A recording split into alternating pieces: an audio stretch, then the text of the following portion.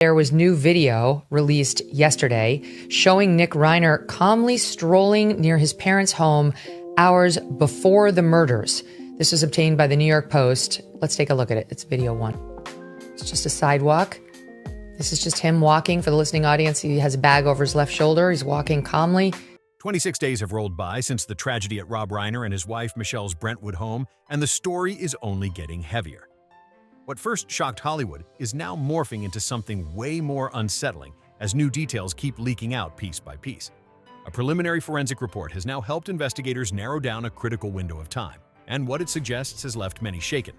Authorities say the situation escalated fast, and what unfolded inside that home was not random or sudden, but the result of mounting tension that had been building beneath the surface.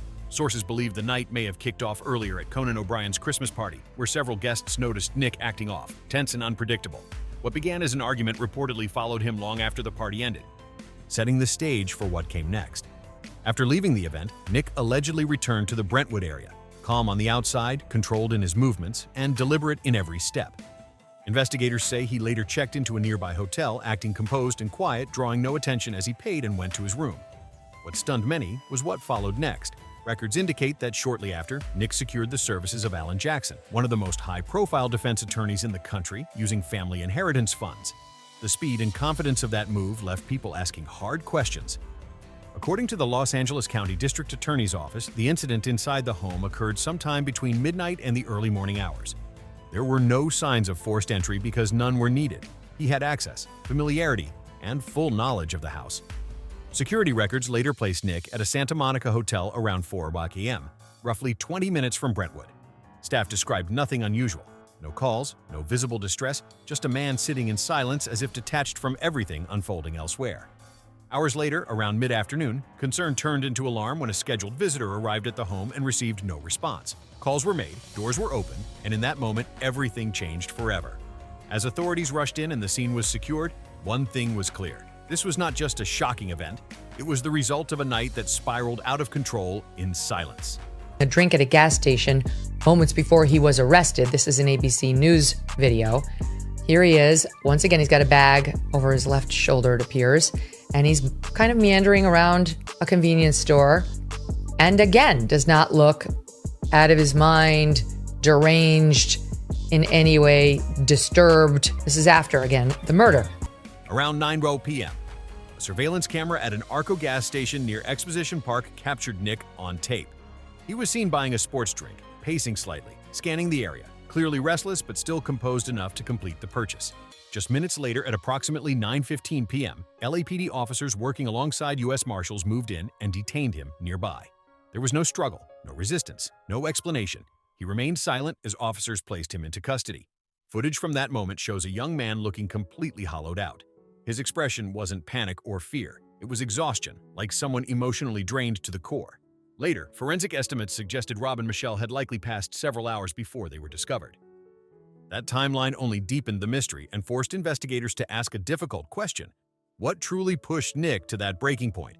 Authorities believe Nick may have attempted to clean himself up before leaving the house or later while staying at the hotel. Despite that, traces of evidence could still remain on clothing or skin, and surveillance cameras tracked his movements through Santa Monica that same morning. Experts believe the object used was likely taken from inside the home. Nothing elaborate, nothing pre-planned, something ordinary and easily accessible. That detail alone added another chilling layer, because Nick knew the house intimately. Investigators say he was able to move through it with precision. Every hallway, every room, every corner was familiar. A place once filled with comfort became something unrecognizable. As investigators continued their work, early assumptions quickly fell apart.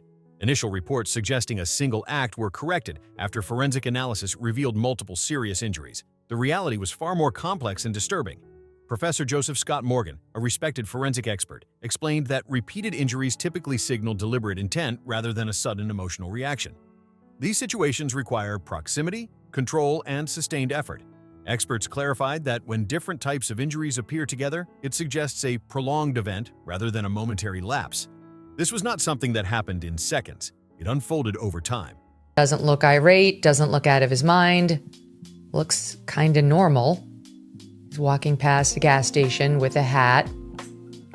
He has not yet murdered anybody. From a forensic standpoint, But specialists emphasize that scenes like this are nothing like what movies portray. They require strength, coordination, and sustained contact, making the situation even more unsettling. Investigators describe the incident as methodical rather than chaotic. Every detail pointed toward intention rather than impulse. Another deeply troubling detail came from early reports suggesting the couple may have been resting when the incident began. If accurate, it would mean the person responsible understood their routines, habits, and vulnerabilities. Experts say that actions taken at such close range reflect a total invasion of personal space. It's not distant or detached, it's personal, controlled, and deliberate. Every new piece of evidence reinforced one conclusion. The individual responsible knew the home, had access, and could enter without drawing attention. That fact narrowed the focus immediately. Attention soon turned to what happened afterward. Reports revealed that Nick allegedly used family inheritance funds to secure legal representation. This revelation stunned the public. Questions exploded overnight. How much could this defense cost, and where was the money really coming from? Nick did not have an independent financial base. His past work consisted mainly of small projects connected to his father, making the funding source impossible to ignore. The attorney representing him, Alan Jackson, is among the most high-profile defense lawyers in the country.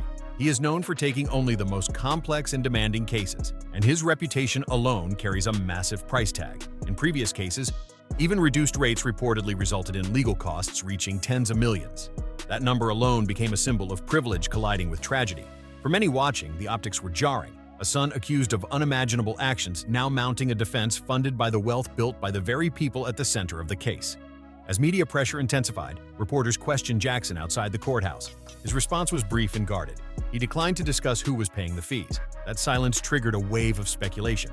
Some suggested the case was being taken for visibility, others whispered about private arrangements behind closed doors. Then came a stunning update on December 18, 2025. Multiple insiders close to the family revealed that the legal fees were reportedly being covered by the Reiner estate, valued at roughly $200 million. Sources claimed the decision involved surviving relatives who believed pursuing a mental health-based defense would be the most humane path forward. They reportedly felt this outcome aligned with what Rob and Michelle might have wanted for their son. Hold on a sec. You can see the cops. You can't really see the defendant at this point. He's behind the car, but you can see the cops are not in like a terror stance that we sometimes see when somebody resists or pulls a gun or a knife on them. They actually look pretty calm. They far outnumber the one guy, but he was brought into custody. Under California law, anyone convicted in such a case cannot benefit from the victim's estate. That legal reality now looms over everything. And as this case continues to unfold, each new detail only raises more questions than answers. However, the law does not stop other relatives or estate executors from using funds to cover legal defense before a verdict is reached. Legal analyst Sean Wiesberg explained that while this is technically allowed during active proceedings, it remains highly controversial and legally risky. Some experts argue the executor could refuse such payments altogether to avoid backlash or future disputes. As of now, neither the family nor the court has officially confirmed where the money is coming from, leaving the public stuck with more questions than answers. Loyalty, justice, and morality are now colliding in real time, and no one seems willing to clarify the truth just yet. Then came the next major moment. Nick Reiner appeared in court for the first time, facing 2 counts of first-degree charges with aggravating circumstances tied to multiple victims. The gravity of the situation hit hard the moment he entered the courtroom. Nick was brought in wearing a standard blue inmate uniform, a stark symbol of how far this situation had fallen. Standing beside him was Alan Jackson, exactly as expected, calm, composed, and fully in control. The hearing itself was tightly restricted with no live cameras allowed, only fueling public curiosity even more. Jackson immediately requested a delay of the formal arraignment so Nick could decide how to proceed. The judge agreed, setting the next hearing for January 7th. Until then, Nick remains in custody at the Los Angeles County Jail as this case continues to unfold under a national spotlight. The only time the public heard Nick's voice came during a brief exchange with the judge. He was asked whether he would waive his right to a speedy trial so the arraignment could be postponed. His answer was quiet, flat, almost mechanical. "Yes, Your Honor, I do." That was it. No explanation, no visible emotion, just a short response that echoed through the room. The hearing ended quickly, leaving behind a heavy silence and a sense that this was only the beginning. Now all eyes are locked on January 7th. That date could shape everything that comes next for the family, the court, and the public watching closely. But before moving forward, investigators revisited a deeply troubling part of the story.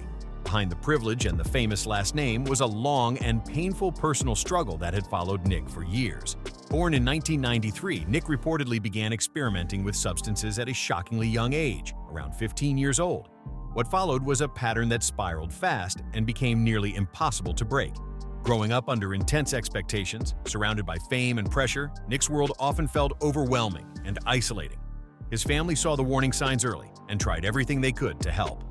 One more video I want to show you. This is of him surrendering on an LA street as the cops corner him. This is a little harder to see, but you can see a bit.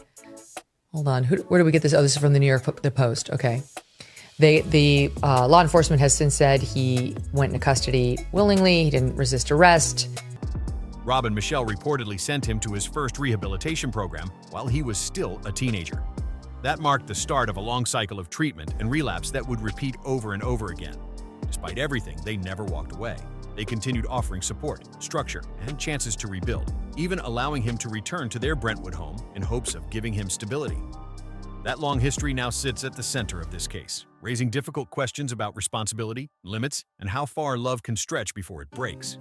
Rob reportedly spent countless hours trying to guide Nick through creative projects, hoping structure and purpose could help steady him. He believed that giving his son something to build might give him a reason to keep going. But addiction is relentless, and Nick's recovery always remained fragile. The very home meant to shelter and stabilize him would later become the center of everything that went wrong. What was supposed to be a place of safety slowly turned into a pressure cooker, filled with fear, exhaustion, and unanswered worries. Rob once said that being a parent means never giving up on your child, no matter how far they fall. Friends say he lived by that belief every day. But in the Reiner family's case, that devotion ended in unimaginable loss when the son they protected for years became the one at the center of the case. When Rob and Michelle eventually tried what friends described as tough love, Nick chose to leave and live on his own terms. He drifted from place to place, Maine, New Jersey, Texas, chasing freedom, but finding instability instead. Those years would later be described as his darkest stretch. Nick lived rough, disconnected, and constantly at risk, surviving more on chance than direction.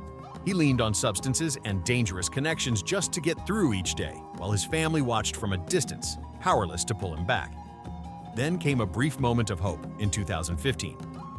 At just 22 years old, Nick managed to stay clean long enough to work with his father on the film, Being Charlie. The project mirrored his own struggles and brought father and son back together side by side. For a while, it looked like things were turning around. Trust slowly rebuilt, and there was a sense that redemption might actually be possible. But by 2018, everything unraveled again. Nick relapsed hard, spiraling deeper than before. During that period, he reportedly caused serious damage to his parents' property during an episode marked by confusion and rage, pushing the family to their breaking point. Rob and Michelle made the painful decision to send him back into treatment, hoping it might finally help him reset. By 2020, they allowed him to return to the Brentwood home once more, determined to keep him close, supervised, and safe. Yet friends say their hope was fading fast. Nick's behavior reportedly grew more unpredictable, and those closest to the family were deeply worried about his mental state in the months leading up to the incident. Now that long history sits at the center of the legal battle. Many are asking whether addiction could play a role in Nick's defense strategy. Alan Jackson, his high-profile attorney, is known for building cases that focus heavily on mental condition and intent. Some insiders believe the defense may argue that years of substance use severely impaired Nick's ability to regulate his actions that night. Witnesses at the Santa Monica Hotel described him as heavily impaired afterward, a detail investigators have acknowledged. But legally, that alone does not remove responsibility. In most cases, voluntary substance use does not excuse actions. At best, it may influence how intent is interpreted, a critical factor in the most serious charges. Prosecutors, however, point to earlier conflicts and deliberate behavior as signs of awareness and control. If actions show preparation rather than confusion, that argument becomes much harder to overcome. This trial will test where the line between addiction and accountability truly lies, and whether history, intent, and mental condition can ever be separated cleanly in a case this heavy. Even if substance use is raised as a mitigating factor, it carries very little weight under California law. If convicted of first-degree charges with special circumstances, Nick could face life behind bars without the possibility of release. And even without those enhancements, sentencing could still range from 25 years to life. So far, authorities say there is no evidence pointing to self-defense or accidental harm. Experts describe the incident as driven by intense emotion, anger, or loss of control rather than confusion or mistake. What raises the stakes even higher is who the victims were. Well-known figures with decades of history in Hollywood.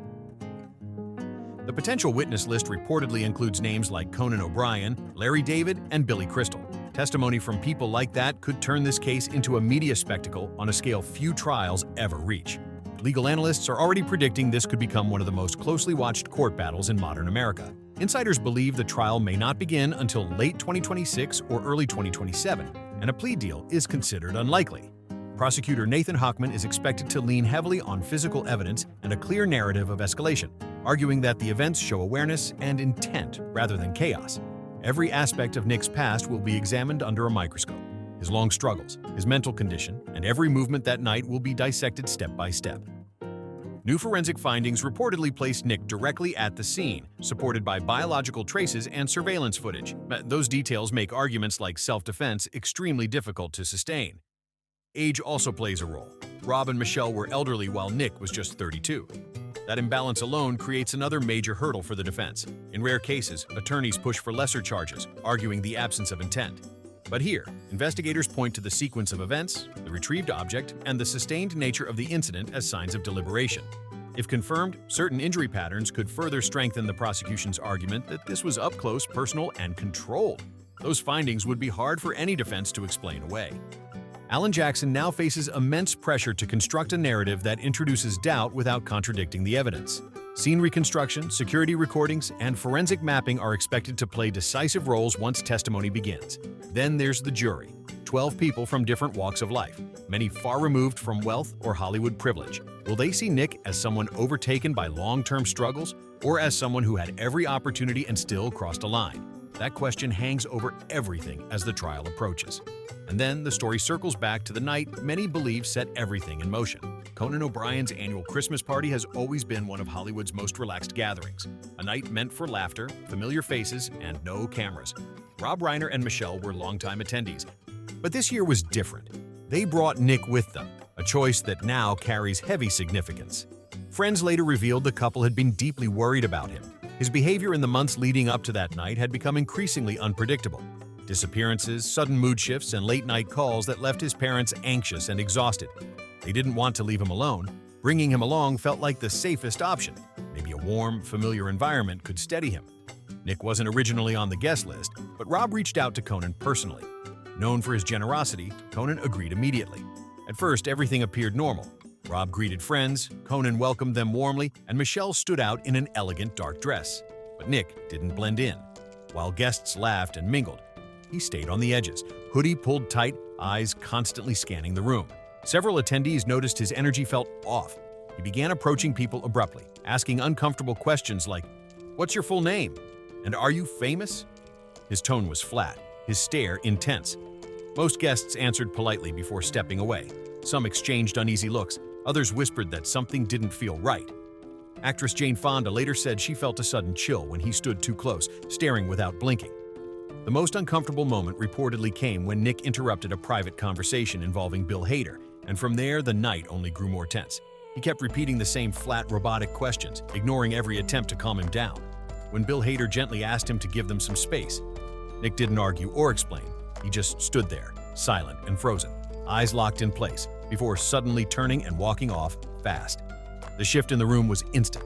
Conversations dropped, laughter faded, and eyes followed Nick toward the exit. He disappeared, and what had been a relaxed, cheerful night suddenly felt tight and uncomfortable. As the evening continued, the house never fully recovered its rhythm. Guests tried to brush it off, but whispers spread quietly from group to group. Something felt off, and everyone knew it. Michelle did her best to smooth things over, smiling and chatting, but her eyes kept drifting toward the hallway. Rob, ever protective, kept a quiet watch, following Nick at a distance, careful not to draw attention. Nick moved through the house like he wasn't fully present, from the living room to the patio to the bar, mumbling under his breath, holding a drink he barely touched. Witnesses later described him as distant, confused, almost haunted. At one point, Rob approached him near the kitchen and gently placed a hand on his shoulder. "Hey buddy, you okay?" Someone nearby overheard. Nick didn't respond. He just stared forward, tense, then slowly walked away again. By around 10 p.m., the party was in full swing. But the Rainers were done. Michelle quietly told a close friend she wanted to leave because Nick wasn't doing well. Several guests, including Larry David, noticed Rob and Michelle standing off to the side, whispering, clearly trying to decide what to do next. Then things escalated, not loud enough to stop the music, but sharp enough to turn heads. One insider later claimed Nick accused his parents of talking about him behind his back, his voice edged with anger. Rob tried to calm him. "Let's just go home," he said quietly. But Nick pushed past him, knocking over a small table of drinks. That's when security stepped in, along with Conan O'Brien trying to cool things down. "It's okay. Let's get some air," Conan reportedly said. The group moved toward the exit, Michelle clutching Rob's arm, her face pale with worry and embarrassment. Outside, the cold December air hit hard. Rob guided Nick toward the car, speaking calmly, trying to reason with him. Michelle stayed back a few steps, visibly shaken. Witnesses said Nick's hands were trembling as he paced near the driveway, arguing in bursts. He shouted something incoherent before finally getting into the car and slamming the door. The Reiners left quietly, their night cut short. To most guests, it was just an awkward moment, something people hoped would pass. But for Rob and Michelle, that drive home marked the start of their final hours. Later, neighbors in Brentwood reported hearing muffled voices and faint arguing around midnight. Nothing that seemed alarming at the time, just a family disagreement late at night. By morning, that same house would become the focus of an investigation that stunned Hollywood. Investigators believed the drive home was tense. Nick, still agitated, reportedly accused his parents of embarrassing him. Rob tried to de-escalate, urging him to calm down and rest. But once inside the house, the confrontation didn't fade, it intensified. Forensic specialists believe that sometime between midnight and the early morning hours, Nick entered the master bedroom where his parents were resting. What drove him in that moment, anger, confusion, emotional collapse, remains unclear. Investigators describe what followed as an extreme act, one too disturbing to fully outline in public records. What makes the case even harder to process is how ordinary the night had started. Friends say Rob and Michelle were cautiously hopeful about Nick's progress. They believed recent therapy and medication were helping, and Rob had even been talking about a new creative project they could work on together. Something constructive, something grounding, something that might finally give Nick direction again. No one imagined how quickly everything would unravel. By the next afternoon, the discovery stunned Hollywood. News spread fast, first as whispers, then as confirmation. Tributes flooded social media as fans and colleagues struggled to understand how a family so deeply loved could be torn apart in a single night. In the days that followed, attention shifted toward Nick, his mental state, his long history of instability, and the warning signs people now wondered if they had ignored. Old interviews resurfaced, including one where Nick once said, "I feel like I was born into a spotlight I never asked for." That quote now echoed with painful weight. Investigators continued building the case piece by piece. Surveillance footage, forensic material, and witness statements from the party were all reviewed. The timeline sharpened with unsettling clarity. Nick's erratic behavior earlier that evening, the argument, the abrupt departure, his movements afterward, everything began to align. Yet even as the evidence stacked up, deeper questions lingered. Questions about responsibility, about limits, about how far love can stretch before it fails. Psychologists consulted by multiple outlets described the situation as a perfect storm. Long-term instability, emotional volatility, and unresolved trauma colliding all at once. The entertainment industry was forced into uncomfortable reflection. Several insiders admitted they had noticed Nick's behavior over the years, at events, on sets, in social circles, but dismissed it as just another Hollywood quirk. Now it was impossible to look away. As the trial approached, statements poured in.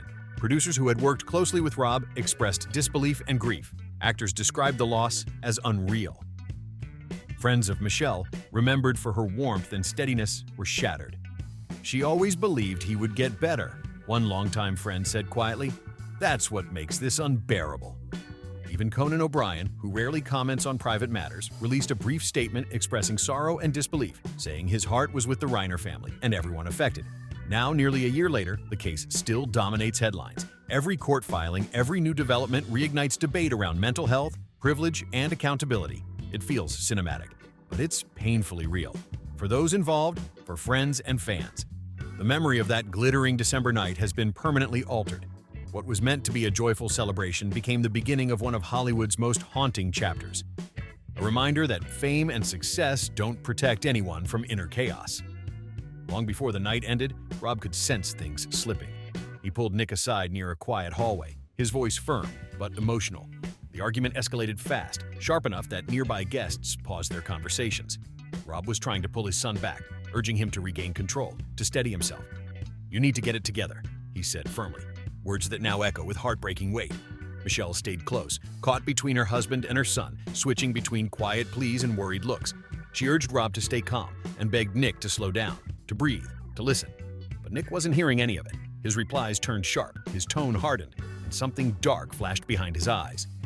Within minutes, the argument became impossible to ignore. The warmth of the party drained away, replaced by an uneasy silence that spread through the room.